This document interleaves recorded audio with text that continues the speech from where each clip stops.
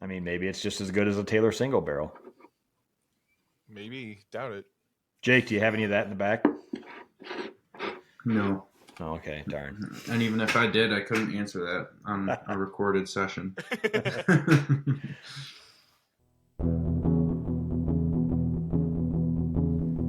podcast about bourbon and the ones who drink it. This is Bourbon Matters.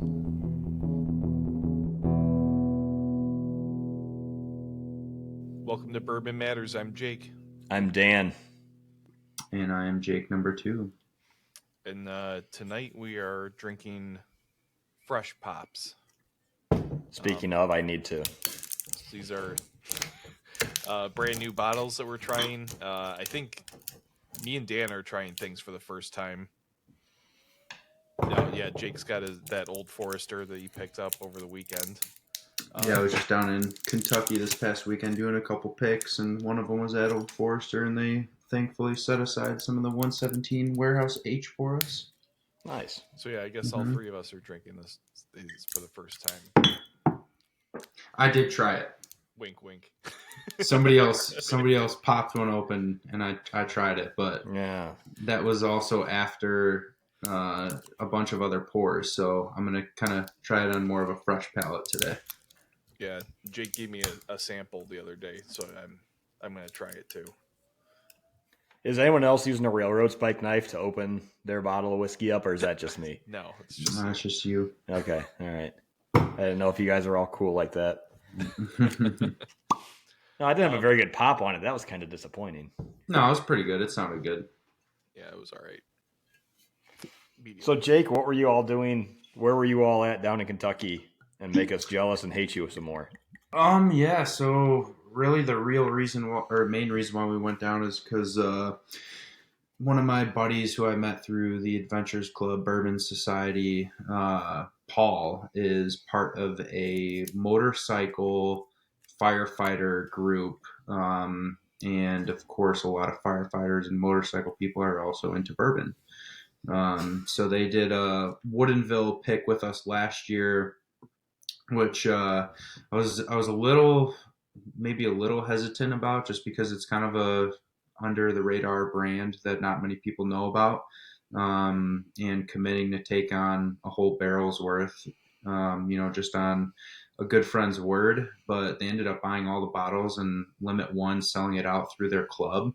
And this year they wanted to do something a little more mainstream, so I suggested the Maker's Mark Private Select program, because that I feel is the most hands-on and interesting and fun barrel pick experience that I've ever been on, being able to create your own blend. And of course, Maker's Mark is a brand that everybody knows.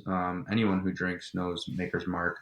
So we got to go down there, and that was my first pick at Maker's Mark Distillery. We've done about 6 or 7 private selects at our store, where Maker's has come out to the store to do the process.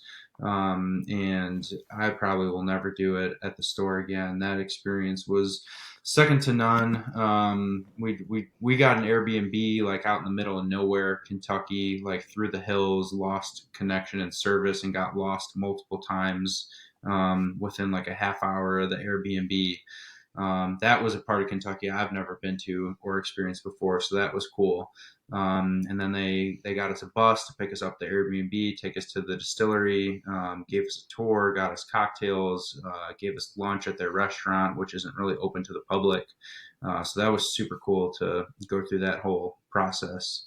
But really, it's a challenging process to do that Maker's Private Select. There's a lot of palate fatigue involved, because there's a lot of tasting and blending, and we happened to get actually a really good blend on the 5th try.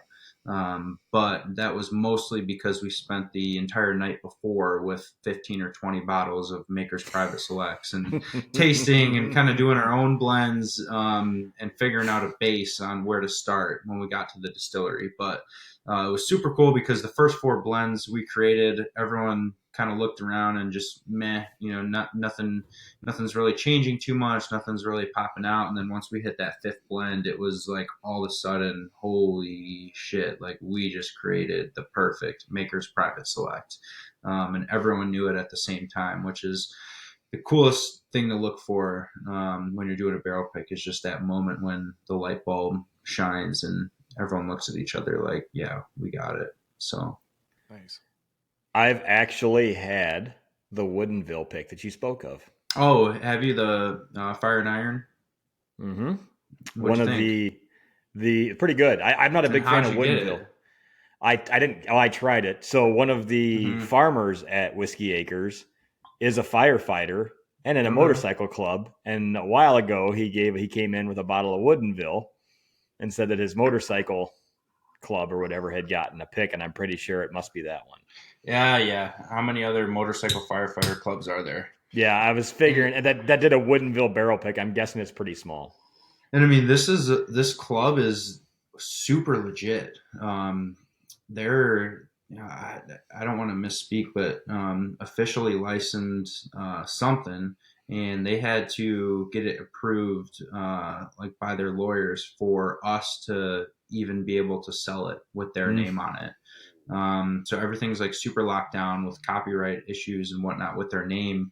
And what happened was the Woodinville pick originally got shipped to the wrong store, and the store posted it on social media and said, "Hey, we got this pick. We don't know how we got it, but it's now for sale."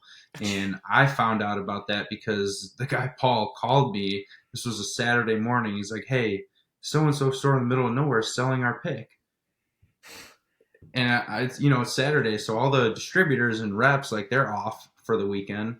And I'm like, well, damn, like I don't really know what to tell you. I'm gonna try and make some phone calls, but I don't know what to do here. And then apparently their lawyer called the store and threatened to be there Monday morning, like with the cops, because like this is an officially copyrighted name and you're not allowed to sell it Wow. without our Nice. permission. And then the guy immediately took down the post, pulled all the bottles back that Monday, returned them to the distributor, and then got them transferred over to us. So a cool story, some little behind the scenes stuff that nobody really thinks about when they're thinking about bourbon and single barrel picks and whatnot. But nice. When you were talking about the Airbnb out in the middle of nowhere in Kentucky, that's the way we did our trip last year too, and that's I think the best way to experience that down there. Absolutely. Did your place require you to drive over or through a creek to get to your house? I'm sure probably through a bunch of creeks. The bus wouldn't come pick us up because they wouldn't drive through the creek really? to get to us. Yeah, it was a gravel road, and then it was just creek. Wow. Well, it was It was like a quarter inch of water over some pavement. It wasn't paved. It was rock, but the worst part was the majority of the group got there when it was pitch black outside, so they had to navigate through this narrow gravel road. That was us. Thankfully, two of the guys found the place, and it took everyone to like a different address down the street, which the same thing happened to our bus driver in the middle of the day. He's like, "Hey, I'm here." And we're like, "We don't see you out here." And it was like their own like 5-acre property. So there was not really many other houses around. They had their own little pond and little boat that we could use. So this was like true backyards of Kentucky. And I was telling my dad today, like I've been to Kentucky probably 8 or 10 times now, and I've never seen that part of Kentucky, like just straight out in the hills, like middle of nowhere. You get your mansions, and then you get your crumbled shacks, like next door neighbors. It's a massive multi-million-dollar horse farm, multi-billion-dollar horse farm, and then a dilapidated building that's barely standing up. Yeah, no, you feel like you're in another country almost at that point. But yeah, that was cool. We all kind of got lost on the way there. It was dark. One of the guys was at the neighbor's driveway, like calling everyone, saying he's here, like he's about to go in. And thankfully, we caught him in time because it was definitely the wrong house. Nice. So besides, Well, I haven't been to Makers. That's one I want to go to. Plus, they got my barrel with my name on it down there. Since I'm a brand ambassador for them because it's the hard process to become a brand ambassador for Yeah. Makers. Makers is what I call the Disneyland for bourbon. It's by far the most beautiful campus I've seen, and right up there with Makers would definitely be Castle and Key, and then probably Willet for me for top three distilleries to visit. Um, the property at Makers is just absolutely gorgeous, and they're kind of redoing it. So when you walk up, it looks like it's all under construction. And the restaurant is not really open to the public, but they did have a new bar area that wasn't there when I was there a couple of years ago. So that was very cool to be able to just grab a cocktail, and really good cocktails there too, and walk around and check out the grounds that way. Nice. Mm-hmm. Sounds like a fun trip. Thanks for the invite. Yeah, you're welcome. Mm-hmm. Nice. So you were able to get so tell us a little bit about when you were at Old Forester then. So Old Forester was cool because this was the third pick that we've done at Old Forester, but the first one that we've been able to do in the actual rick house. They've kind of had like different construction things going on when we've been there in the past, so this pick was in that downtown Louisville rick house. Being surrounded by all the barrels and then all the tours that were going on kind of walk right past you. And same thing at Makers, which was cool. Makers, one of the biggest thing I noticed with Makers is like they're running like a factory, like tours, like every 2 minutes there's a new tour rolling through. And they all were like peeking in and looking at what we were doing, and it was cool because I've done that tour before and have thought like, wow, this would be a bucket list moment to do a pick in this room at Maker's Mark. But yeah, no, the Old Forester experience was great. We ran into Melissa, who's their new master taster. I kind of gave her some crap for losing our Bullet barrel because she used to be the manager of the single barrel program at Bullet, and they lost our barrel there. And it was funny because I told her, I was like, yeah, you remember us? We came through. They kind of screwed up our appointment time, so like she didn't really know we were coming, but she fit us in, and she's awesome. But then I was like, yeah, and then they lost our barrel, and she's like, doesn't surprise me. So apparently there's some issues going on over there at Bullet, but it is what it is. Yeah. When I don't know, it's surprising that doesn't happen more often, especially as much whiskey is going through some of these places on a day-to-day basis anymore. Like I the don't amount know. of barrels. I mean, it is, but it isn't, because how, like, when someone says they want this barrel, how hard is it to go slap a sticker on it or whatever and say this barrel's taken? We just sold this whole thing. We don't need to dump it into a blend or resell it to another group. In, like, computerized warehouse Yeah, software, and especially Bullet is 100% computerized. So she should be able to just click a button on the laptop and just say, all right, this barrel is marked for Gold Eagle. So yeah, I don't know. Like, you would think I could see both sides, I guess, because there are a lot of picks going through there. But also Bullet picks are only at the distillery. So how hard is it? You know, if I could see if they were sending out samples to the market and there's samples out, they didn't know it. Yeah, barrels got doubled up, or there's just too much going on. But like, picks are only at the distillery, and you have to deal with one person, their single barrel coordinator. So I don't know. Yeah, I could see it getting dumped on accident.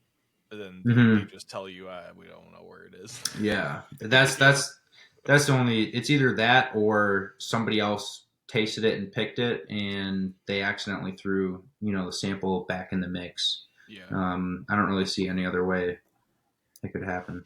Or option 3, and Jake, you're a business owner, so you don't need to react to this. But as a former person that hired a lot of people, sometimes the workforce isn't the greatest these days. No, yeah, but that kind of goes under dumping it. Yeah. They might have just not really paid attention, grabbed it, dumped it into a batch, and that was that. Yeah. Nice. Well, so we decided tonight it's all, like Jake said, first fresh pops on some things we've never really tried or sat down with our own bottle of before. Um, Jake R, you want to start kind of go through what you have tonight? Sure. So I'm drinking Kings County Distillery straight bourbon whiskey. It's 90 proof. It's kind of got a cool like old school bottle. Yeah. Yeah, it Which looks is like a kind of why I medicinal. got it. It just looks really cool. Um, Branding it's works. Yeah, branding works, confirmed. Um, they actually put um, the mash bill on the bottle, which I appreciate. It's 80% New York corn and 20% UK malt, so no rye, which is interesting. And it's at least 3 years old. Um, so, like I said, it's in Brooklyn. They're located in the Brooklyn Naval Yard, which sounds kind of cool. Um, I don't know if I'll ever go there because I kind of hate New York City, but if I ever found myself there, I'd probably stumble into this place because it sounds like it's really historic and cool. Um, so it's fairly dark for possibly younger whiskey, and I just spilled on my keyboard. This is supposed to be your first time drinking it, Jake. You're supposed to be drinking it the last 2 hours. He was drinking something The else. nose Don't on worry. it's pretty nice. I just sneezed like before I jumped on to record. I sneezed for like 10 straight minutes, so like I'm not getting. Well, the sinuses should be clear then. How It's old like is it? it's about. It says at least 3 years, so it's probably somewhere in the lower end. I would Do you guess, know like anything 4 or about 5. the barrel or the char? No, based on the color, I would guess that it's probably a higher char level though, because like Yeah, I was gonna say it looks this is way dark dark. for a Mm-hmm. 3 or 4 year old. So yeah, I'd be guessing like at least a 4. Unless it's like a smaller barrel. Cause I'm getting like very like oaky notes on the nose.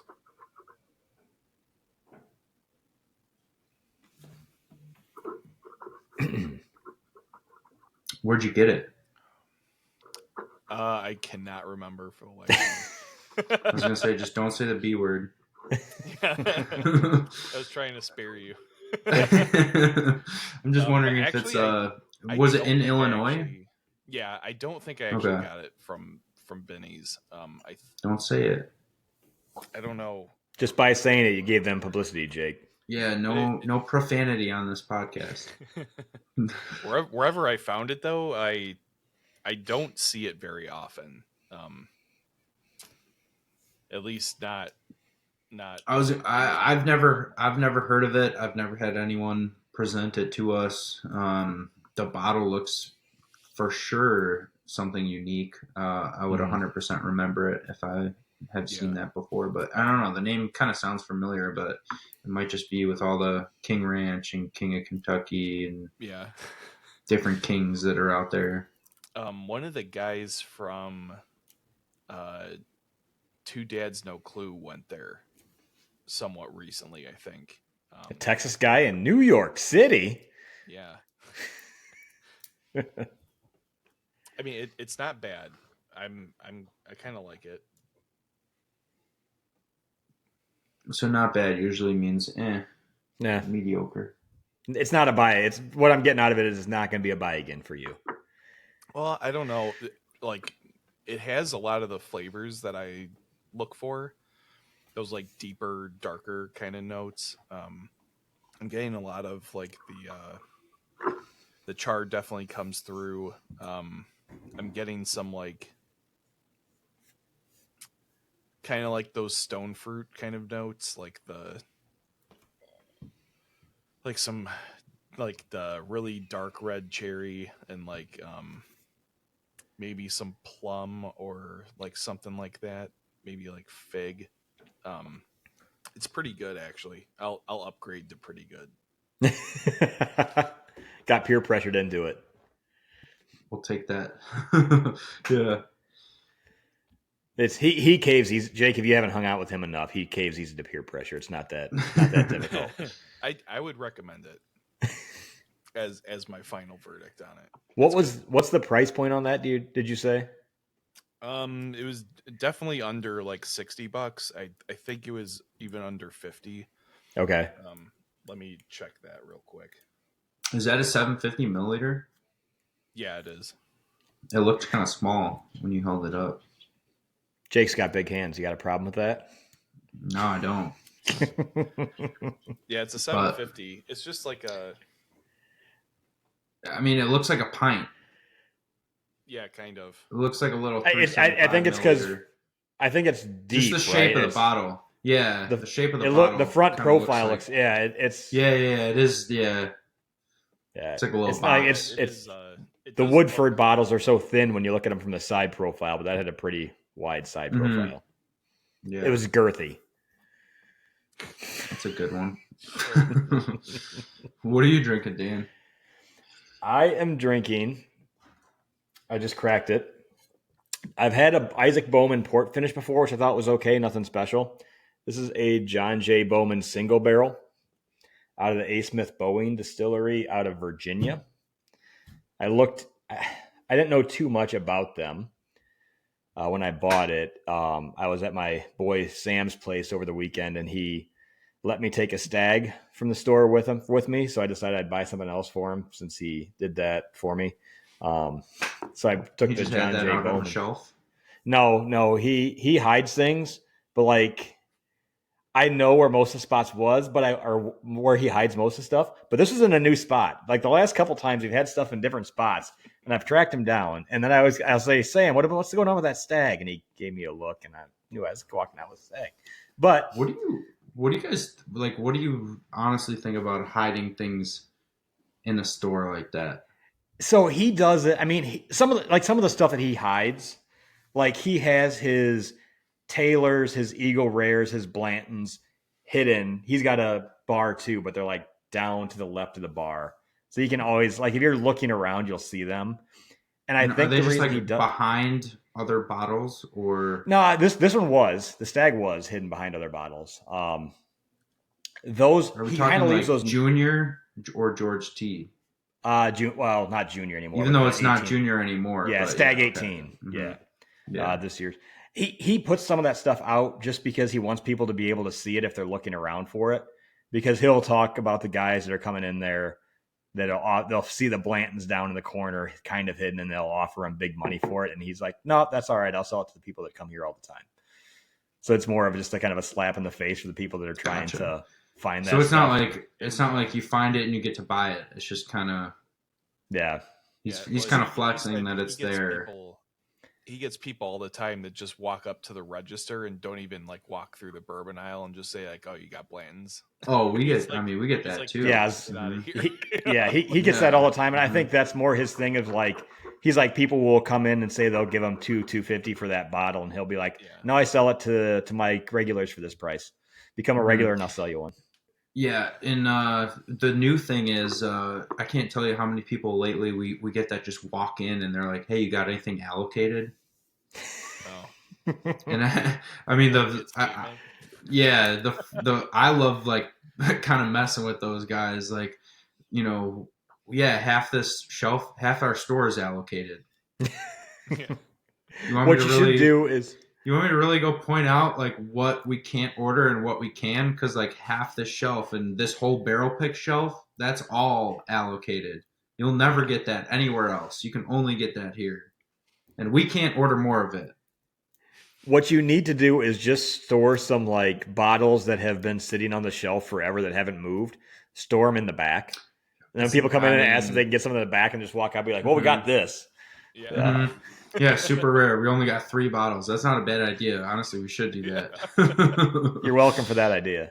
Yeah. By the way, I lied about this. It's somewhere between like $60 and $70. It seems like. Okay. But yeah. Anyways, he kind of had that. He plays the game with you. That's fun. But I got the stag. I went there. I wanted to get every year I get the Woodford Kentucky Derby bottle. So I'm like, if I'm going to buy it, I'm going to buy it from my guy. And then I got the stag, and then I decided to leave with this after he had it sitting out, not on the shelf, but out on his counter. Did some research into it. So A. Smith Boeing is out of Virginia, and everything's kind of weird. So the bottle for the single barrel for Bowman changed this year with this nice green label on it. In the past, it was just a printed on thing that said single barrel. They don't disclose too much information. So they're a distillery with 2 different stills. They have whiskey, gin, brandy, and rum. But from everything that you basically read on the internet is their whiskey is Buffalo Trace Mash. Sazerac owns them. And the whiskey is Buffalo Trace Mash Bill 1, twice distilled at Buffalo Trace. Then it's shipped to their distillery in Virginia. They distill it a 3rd time and then age it there. That's kind of what people are saying, which is weird that they have their own stills and do their own distillations and they aren't doing their own whiskey. So I'm not sure if that's true or not. Do they contract for anybody, maybe? I don't think so. Their website's small. It's not the greatest. It doesn't give you too much information. It gives some of the history of the Bowman family, but other than that, it's not anything out. I mean, Sazerac has, on the Sazerac website, it does show all the Bowman products on there. So Sazerac's not shying away from the fact that they own it. I don't know if they're still sourcing the whiskey from Buffalo Trace or not. What's the significance of the Bowmans? It's a really old family name. There, a lot of them were like, so the distillery started in the 1800s. In the 1700s, there was a lot of Bowmans that were generals and people in the military. Uh-huh. The John J. Bowman was one of the first like governors or something of some of the places in Kentucky in the 1800s, which is why they named this one after him. But it's a single barrel. It's 100 proof. They don't age. There's no age statement on it, but general consensus is about a 9 to 10 year old whiskey. Oh wow! Is what? What's the regular offering? Is that the Isaac Bowman? Isaac Bowman port finish is the one you probably see on the shelves the most. Yeah. They don't like. John Jay is like kind of hard to come across, right? Yeah, I don't see the John Jay that often, but it's even almost impossible. Yeah, even like they're all kind of. I hate using the word allocated, but they all are allocated. Low quantity. We can't really order any of them. The small batch and the port finish, we typically will always have on the shelf because we get enough and not many people know about the brand. I know we're out of all of them right now, but typically when we get a shipment, we'll get just like 2 cases of each of the regular small batch and the port finish, and then like 1 or 2 bottles of the single barrel. Yeah, it's yeah, it was weird because I didn't, like I said, they don't put much information out about any of this stuff, but the general consensus is it's Buffalo Trace Mash Bill 1, triple distilled, and then aged for 9 to 10 for the single barrel. It's got, I mean, your normal oak vanilla stuff, but it's got fruit in it, like a little bit of the dark cherry / orange peel notes to it. I've been sipping on it here since we started. It's a little bit of an oily texture. I'm not sure if it'll come through well, but it has some pretty good legs on it. Mm-hmm. What proof is it? Got a very oily mouthfeel to it, which isn't bad. It just sticks around a little bit. Is the proof higher on that? 100. Oh, 100. Okay. 100 proof. Which I think the regulars are like 90. Yeah. And it's the first sip, I thought it was a lot higher than 100 proof, but now I've had a couple of sips back at it right in that 100 range. I thought it drank a little bit higher than that at first, but it's settling down now that it's opening up a little bit. I mean, it is it's got that the fruity note that you get on the nose comes through on the palate. A lot of orange peel on it. And overall, finish sticks around a little bit. and just kind of gives you a small little, like not a strong hug, but I don't know what a Virginia hug would be. Well, it's distilled originally in Kentucky, so I think this was $70-ish in that range. It's pretty good. I didn't know what to expect out of this. And I know before we started, I talked to Jake, and you said that you haven't had it, but you've heard people that have had it and have some pretty good reviews on it. Usually, I've heard good feedback from people that have said that they've tried them. I was not aware it was a 9 or 10 year. I always assumed it was probably like a 5 or 6 year, but if it really is a 9 or 10 year, I mean, incredible value. I think we saw them for like 55 or 60. And it is kind of odd how they just changed the label to green. Yeah,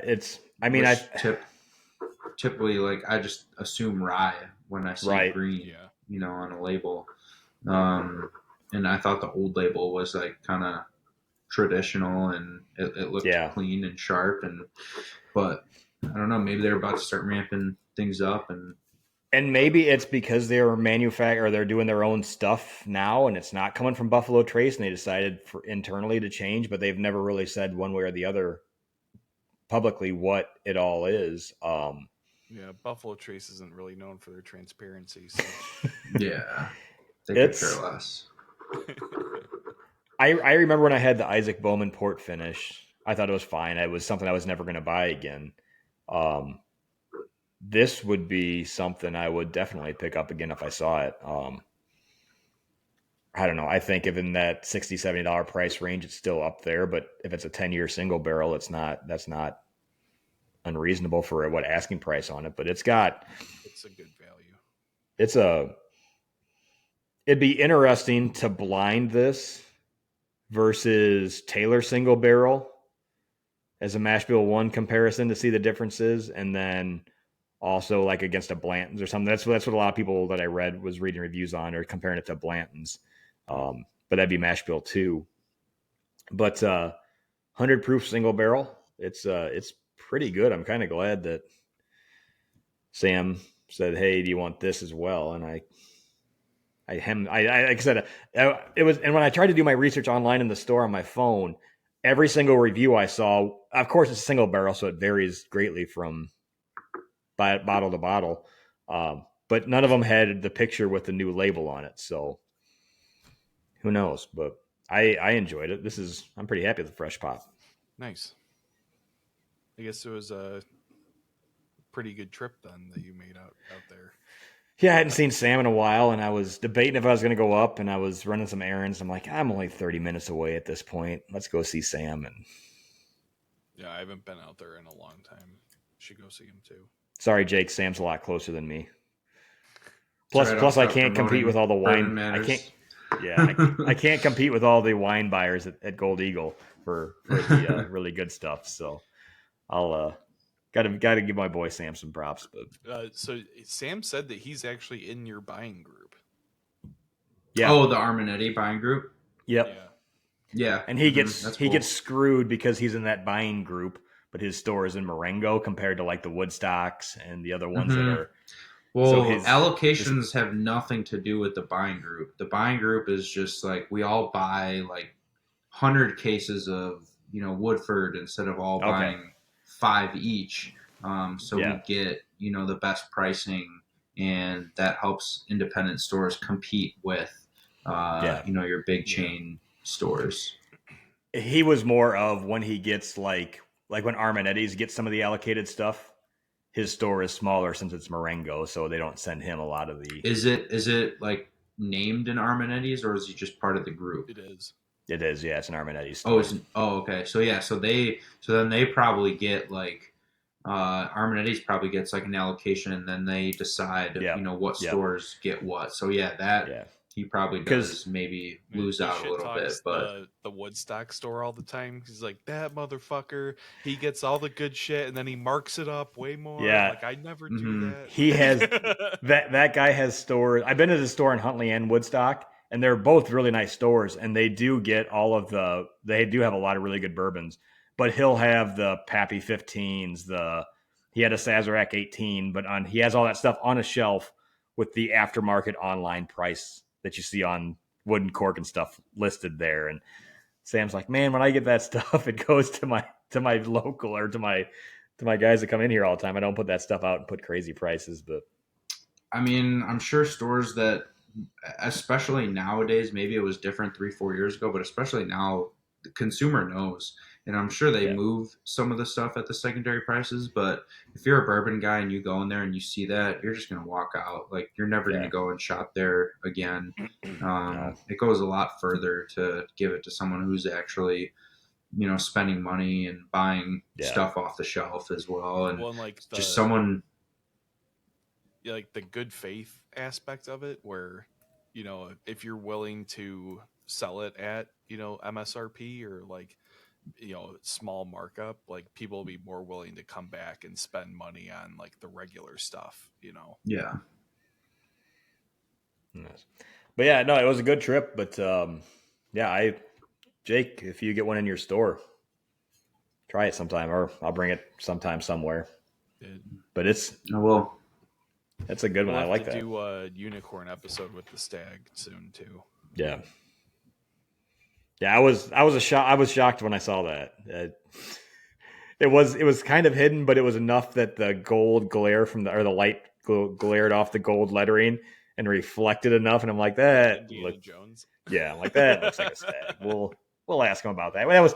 We waited to the end of the day to talk to him about that. We had our drinks at the bar, and then we moved on. But so Jake, back to Old Forester then for you. Back to Old Forester, the 117 series, which is an experimental series by Old Forester, and only sold at their gift shop, and only sold in 375 milliliter bottles. So let's see what the bottle says. So this is the Warehouse H expression. Warehouse H is symbolic of Old Forester's growth after World War II. Construction on the brick warehouse began in 1946, housing 50,000 barrels. The 4-story, 8-chamber warehouse was designed to be heat cycled in the winter months when temperatures dropped below 60 degrees and the maturation process ceased. Warehouse H is unusual in its heat cycling profile, with the first 4 hitting the highest temperatures. So, as we know with bourbon and rick houses, typically the highest floor gets the hottest in the summertime. And you can even see temperature swings of 40 to 50 degrees compared to the bottom floor. But Old Forester, all their stuff that they put out is between 4 and 6 years, with the exception of Birthday Bourbon, and they get such a deep flavor out of under 6-year bourbon, mostly because they're heat cycled rick houses. So they're kind of essentially speeding up the aging process by pumping hot air into the rick house, closing the windows in the wintertime where you don't get a lot of extraction into the barrel. And this was they're only mostly heat cycling during the winter, right? Yeah. Now, most of this, from what I understand, there's really not a whole lot of information on this, but from what I understand, this is pulled mostly from like the first floor barrels in that rick house. So you're getting like the hottest barrels in the rick house. And this is, I would have to line up like the 1920 and 1910 and Statesman to really assess this. But I mean, I thought this was really, really good. There's a ton of chocolate. My only complaint about this is the finish is kind of quick. It kind of dissipates sooner than I would like. And it was $60 for a 375 milliliter, so $120 for a full size bottle. And I think at that price, I would rather just have a bottle of 1920. Okay.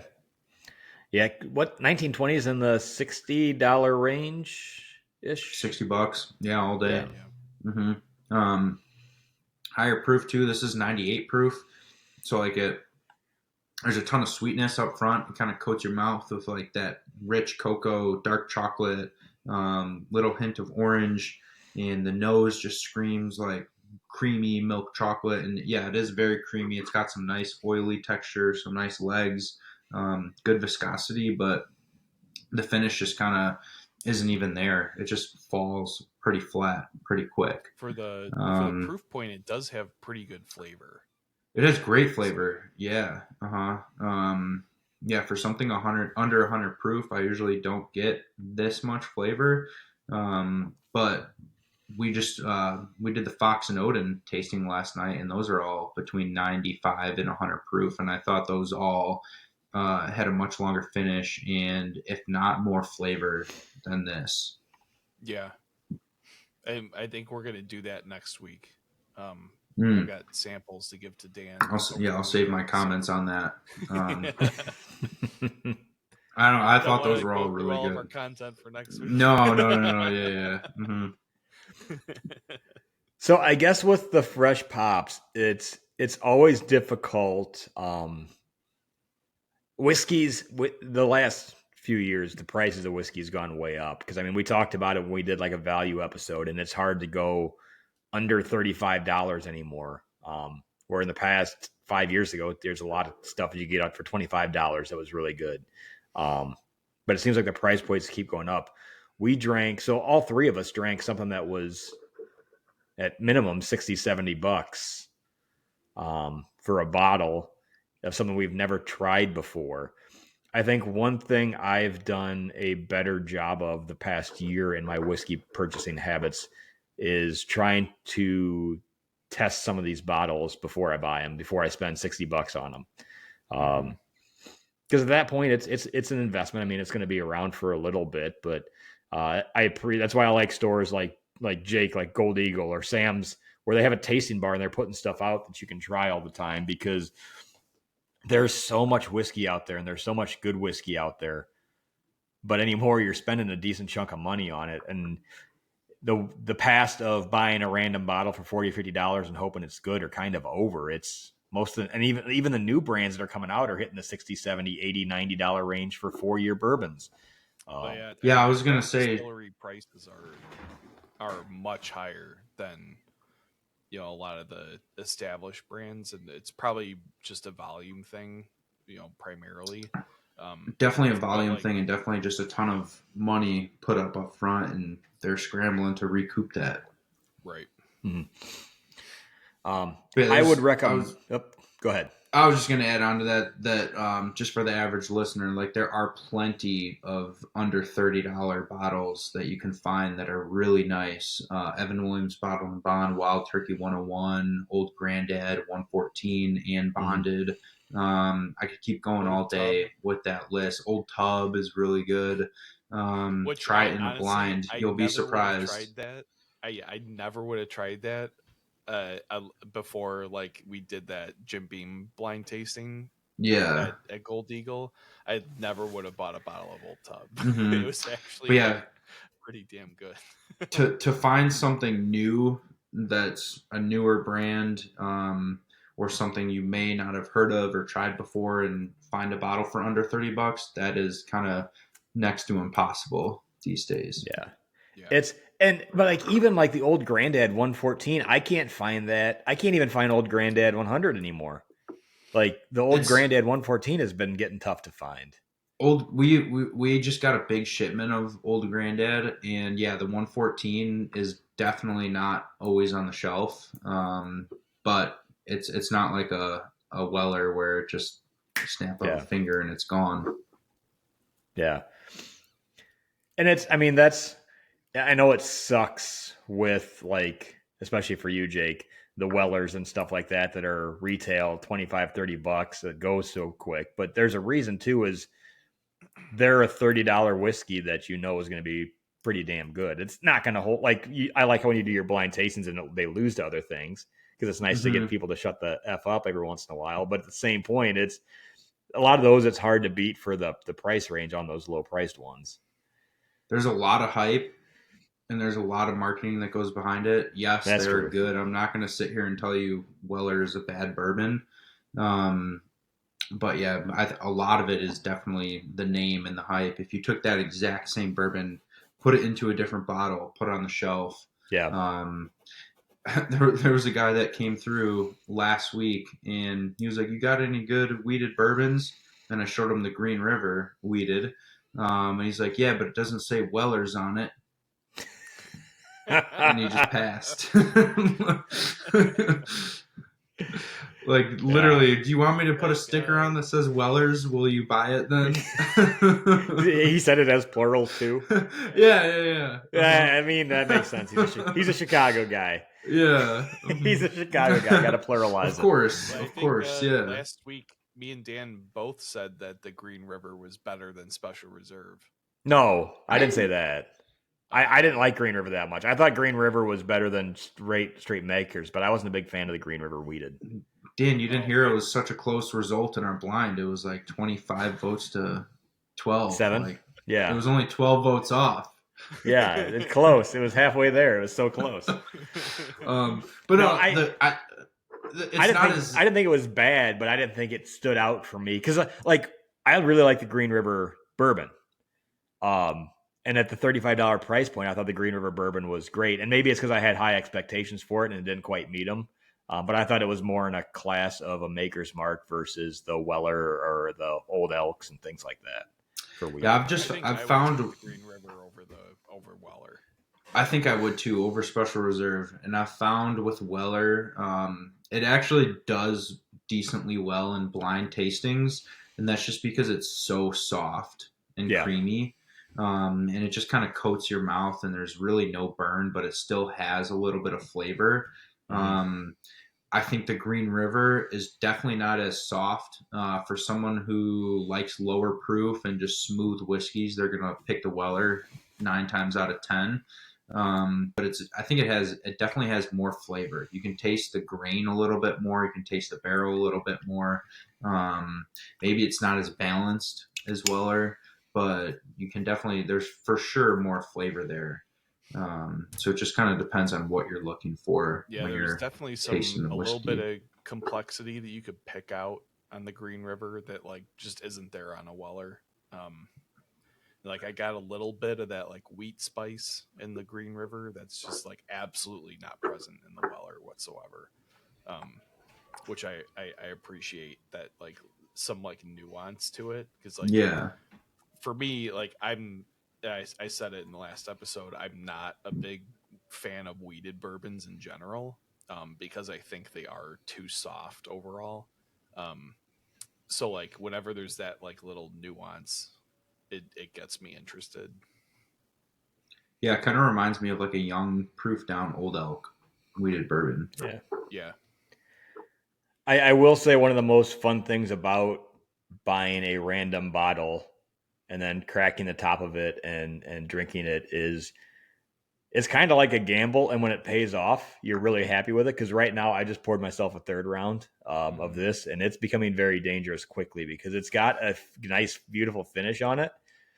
But it like doesn't, it's not like when some of those salsas get way too spicy where you got to take a break from it. This is just kind of like, nah, keep coming back to me. Yeah. And I'm happy with this. Yeah, I know it's a little different for me having a liquor store and getting to taste most of the stuff before, I bring it home to my personal collection. But I do think there is something special about seeing a bottle that you think is going to be really good, whatever it is, the bottle shape, the marketing, some review that you read, and just taking it home and kind of taking a chance on it and letting it open up, seeing how it changes as it gets some air, seeing how it changes as you taste it a couple times. That's something that I've always, since the beginning of my whiskey days, have always enjoyed doing, is kind of exploring a bottle and taste profile, just blocking out all the reviews and everything and just diving into it one-on-one. Yeah. I just had to read the little pamphlet that came with this bottle. They give you like a little pamphlet that's like info on it. But like one of the things it says is that they barrel between 110 and 116 proof, which is interesting because I actually just got this Woodford barrel what is it, 100 proof and barrel entry um, and it's basically the same flavor profile as Woodford, like the normal Woodford Reserve. It's just like dialed up to 11 with the same like ethanol content. So So you it's tried actually that? really yeah, it's really interesting. I'll bring you a sample because How it's does it? pretty. I mean, the way they describe it, it makes me think of it'll taste like this 117 Old Yeah, Forester. so it's a lot like normal Woodford Reserve.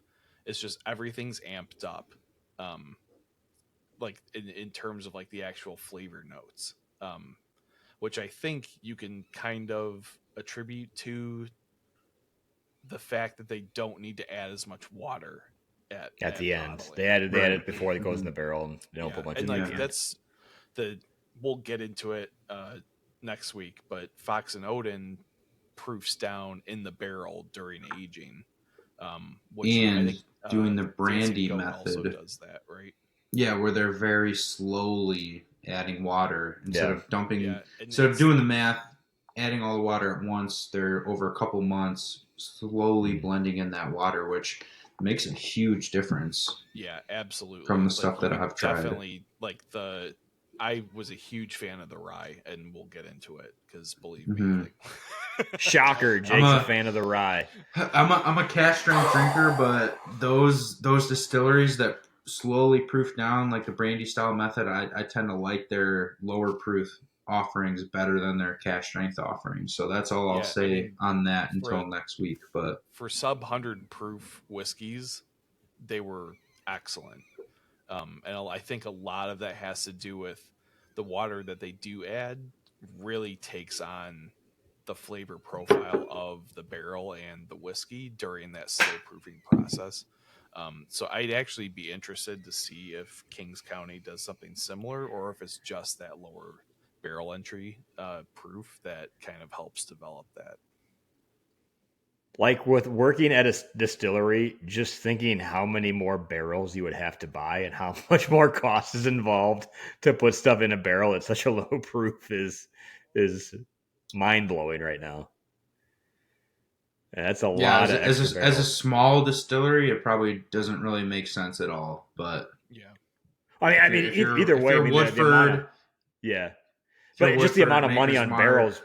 Yeah, it's just so many more barrels, and I mean, it's not like you're going to get the money out on the back end, but it's just like, man, the amount of proof gallons you're putting in is so small compared to putting it in a barrel at 120 or 115 or 110 proof. It's big difference. Mm-hmm. But Since Dan ended it on an awkward silence. ah, you guys could have said something. well, we've been going for like 2 hours on these episodes, so I think we need to give the listener a little break. I got a 45-minute commute to work, so when they're 45 minutes, it's perfect You for live me. I 45 minutes hate away from the store? now I do, yeah. Oh, that's right. But yeah, it's a pretty decent commute. And honestly, like I love my commute. Like it kind of gets me pumped up. I always put on a bourbon podcast on the way. But yeah, when they're like an Not hour that long trash and bourbon pursuit, I hope. no.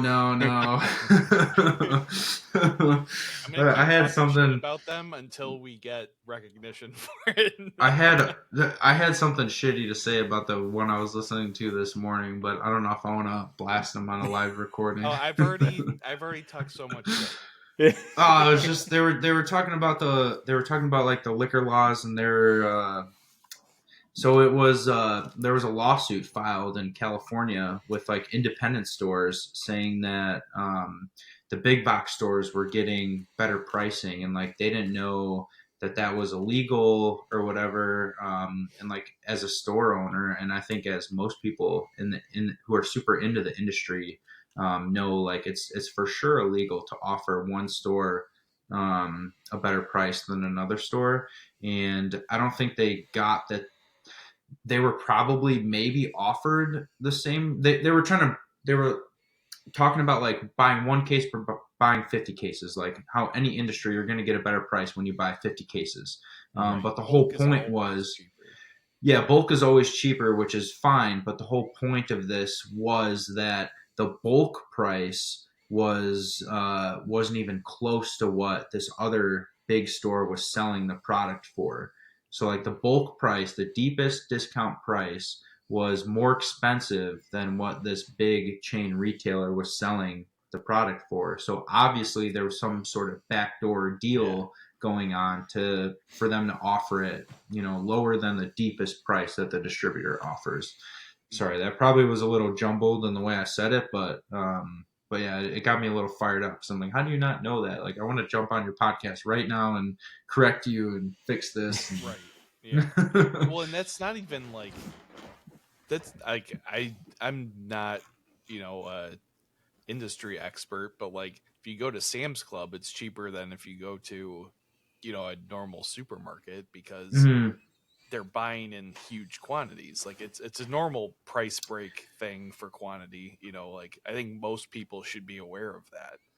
Right, And but like the thing the was, idea it was that the illegal part is that they were undercutting so much at the larger right. stores that They it's were they not were it's undercutting. non-competitive to the smaller stores. Yeah, they were undercutting the deepest discount price that you could possibly get. So even if you did buy the biggest deal possible, you still would be paying more than what this chain store was selling the product for. Mm-hmm. Yeah, which seems kind So, of insane because like how's the distributor even making money there? I You mean, know? they have all these brands have a So, big marketing budget, and it's kind of known in the industry that every once in a while a case might fall off the truck and into your back door, and you can run a better price on that. It 10 years ago that probably happened all the time. It doesn't Yeah. really happen that much anymore. But I'm sure that's probably what was going on there in California with the big grocery store that was undercutting the distributor. yeah. Yeah. Which in other industries it's not illegal, but with liquor there's pretty strict laws and Well, it's because there's a um, lot of tax dollars involved in it. yeah, right. So it's a big The no-no. government's not going to lose any tax dollars. Yeah, we're not talking 1,000 bags of chips versus 50 bags of chips. This is liquor. So Mm-hmm. All right. Well, Jake, we're glad to have you back. Kind of. Half of us are glad to have you back. But you guys just had the Fox and Odin tasting. What else do you guys have coming up at Gold Eagle? We've got actually. So, if anyone's in a single malt, we have two very, very interesting single malt master classes coming. Where one of them, the master blender, is flying over from Scotland, and then the next one of the two founders of Filey Bay, which is Yorkshire's first single malt whiskey, is going to fly over and do a master class with us. And those, honestly, the bourbon ones, the whiskey ones, American whiskey are a ton of fun, but I learned the most with the overseas brands. Just seems like they're more passionate, maybe, especially when like an owner is coming from the distillery to talk about it, versus just a brand manager or market manager. So we've got some pretty cool masterclass tastings coming up. Obviously, there's always some good barrel picks in the works that are coming. I think we have like 15 or 20 barrel picks floating out there right now that we're just waiting on getting delivered. So stay tuned for those. But yeah, I think that's typical stuff going on. And the nice thing is those ones from overseas are on Wednesdays, so maybe I'll make the venture back into the suburbs. Yeah, the only time I make an exception is when to our Tuesday tastings is when someone special from out of market is going to be here, and that's the only day that they can do it. So Well, it just I'm happened that special they and I'm fell not on in. I'm Wednesdays. special and I'm not in market, so I feel like you did Hey, it for me. So if you guys want to do a Whiskey Acres one on a Wednesday night, I will make an exception for you guys to come and do a Whiskey Acres one. sounds good. And Yeah, Jake, do all of outside our of plugs. Sorry, I was taking a it's sip. outside of the realm of our podcast, but May 2nd, there's going to be a blind agave tasting. Ooh, And yeah. that's non-additive tequilas and mezcals, correct? All agave spirits, yeah, and certified non-additive, which is definitely becoming a big deal. With, I mean, last year was the first year where agave spirits had passed whiskey sales in the U.S. Yep. And what a lot of people don't realize is with tequila, you can say 100% agave on the label, but it only has to be 99%. You can add liquid sugar, you can add a sweetener. So most of the big tequila brands are adding something that really we shouldn't be consuming, and it makes the tequila or agave spirit taste better. But there's kind of a big wave and movement right now about non-additive and tequila houses, promoting that they're non-additive, because you will hardly ever find it on the label until very recently. So yeah, sounds like they need a bottle and bond act. Yeah, they do. Mm-hmm. They really do. So yeah, go to that one. It'll be fun. I'll be there. Apparently, I'm a local celebrity because I got recognized this week. He did, yeah. Did you hear about that, Dan? I didn't tell. I am actually shocked that I have not heard about that yet. Like I'm surprised my phone didn't blow up like right away. Now that you said that, like Jake walked in, and then Jake walked in, and then someone was like, "Oh, you're the guy from Bourbon Matters, aren't you?" Yeah. Like the only guy there. What was his name? It was either Mark or Mike. Oh my God, you're such a celebrity. This guy is. I can't remember his name. He knew me. I have no idea who the hell he is. I hope he watches this on YouTube, and the next time he walks in, he just flicks you off and says nothing. And I hope I'm there for it. I think his name was Matt. If he's listening, shout out. But yeah, that was Matt, Mike, Mark. If your name starts with an M, yeah. 4-letter M. But no, that was it. It was pretty cool. It was pretty cool. Yeah, it was fun. No one else has done that to me. So if you're listening or watching, no one else ever do that again, please. For the love of God. Everybody always asks about the Whiskey Acres guy. Or they're like, "Oh, I miss Roberto." We all miss Roberto. Pour some out for Roberto. Yeah, next time we record on like Thursday, if we ever are forced to again, we should get him back in. Yeah, we should. I'll have one coming up. I'll be working a Thursday day shift again. So okay, or maybe these the Wednesday master classes. Maybe we do a Thursday or a Monday even that week. Yeah, he can always fill in for me too. All right. So I will cover the socials because Dan. I don't like to work. So find us at Bourbon Matters on Instagram and look for us on Facebook. You can find us on YouTube. You can now watch us on Spotify or listen. And then we're also available on all other podcast platforms to listen audio only. Nice. Awesome. Well, guys, that was fun to try some new things.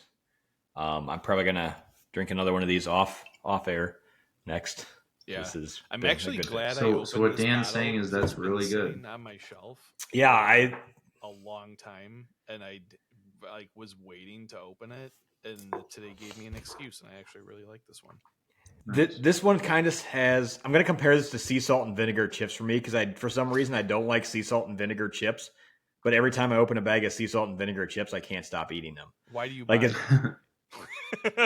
It's weird. It's like just has that attraction where like that flavor keeps bringing me back, and this is really good. So, all right, guys, it's good to see you again. Glad we're all back. Yep. Cheers. Of course. Cheers.